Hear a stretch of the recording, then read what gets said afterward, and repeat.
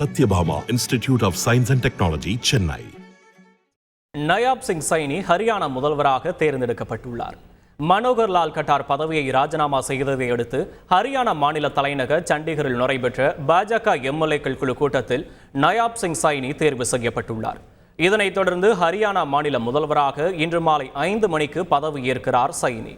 இந்த ஆண்டு இறுதியில் ஹரியானா மாநிலத்தில் தேர்தல் நடைபெற உள்ள நிலையில் சைனி அடுத்த 9 மாதங்களுக்கு ஹரியானா முதல்வராக பதவி வகிப்பார்.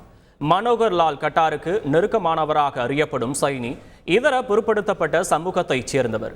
2014 முதலில் நரேன்கர் தொகுதியிலிருந்து எம்எல்ஏவாக தேர்வான இவர் 2016 அமைச்சரானார்.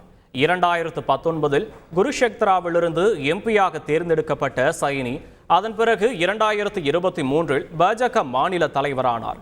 சைனி ஹரியானா முதல்வராக பதவியேற்றுள்ள நிலையில் குருஷேத்ரா மக்களவை தொகுதியில் பாஜக புதிய வேட்பாளரை நிறுத்த உள்ளது. Satyabhama Institute of Science and Technology, Chennai.